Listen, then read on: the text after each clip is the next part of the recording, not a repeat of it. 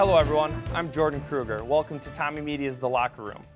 The 22nd ranked St. Thomas football team hopes to extend its win streak to 4 games when it travels to Arden Hill Saturday to take on conference leading and number 11 Bethel. Dominic Trouccolo was one of 2 St. Thomas fullbacks to score touchdowns in St. Thomas's 64-24 rout of Hamlin last Saturday, marking the first time in Coach Glenn Caruso's tenure where 2 fullbacks scored touchdowns in the same game. Running back Nick Waldvogel rushed for 2 touchdowns against Hamlin and now leads the Tommies in rushing touchdowns this season. I'm joined today by Coach Glenn Caruso, Dominic Trouccolo, and Nick Waldvogel. Thank you for joining us. Thanks for having us. Coach, last year, tough loss to a good Bethel team. You guys lost 28-21 on your home turf. They went on to win the MIAC Conference title. You know, how this team has probably been looking forward to this game for a while, some type of a revenge game.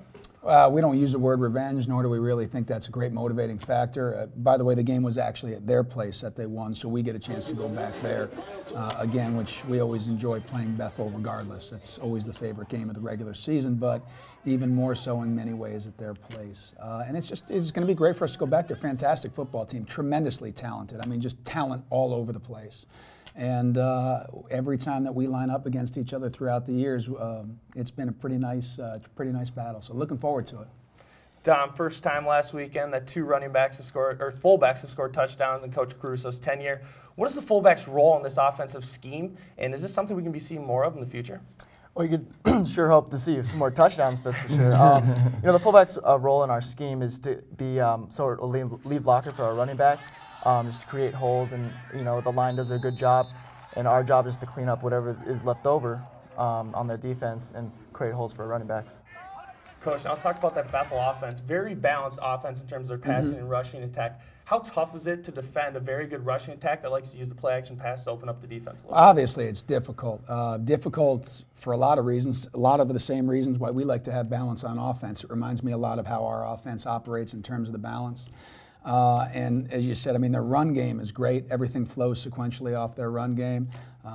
Again, talent, I know I already mentioned it, but just 3, 4 really good backs, player of the year, conference player of the year, and speed and athleticism on the edge, not to go with a very good offensive line. So it's not always easy to do that, and I think they use their balance extremely well. Nick, last weekend your team rushed for 6 touchdowns, yet Bethel this year, they're only giving up just over 100 yards on the ground. So this game could essentially come to down to their run defense against your rushing offense. What do the running backs need to do to break through against this Bethel front 7? You know, you just have to run confident every single time. You don't. Coach Wiggins, our running backs coach, always says that all you need is one play to break it.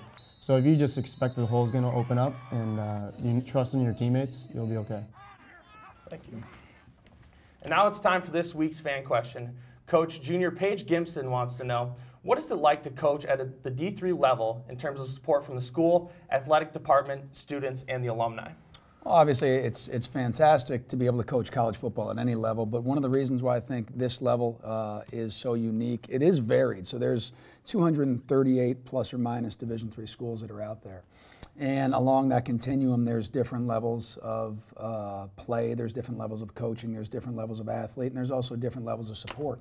And one of the reasons why I enjoy and appreciate St. Thomas so much is because of the tremendously high level of support, not just from our administration, which is impressive, but also from our fans, our alumni, and everybody else that surrounds the program. So as you look at a job, is it good or not?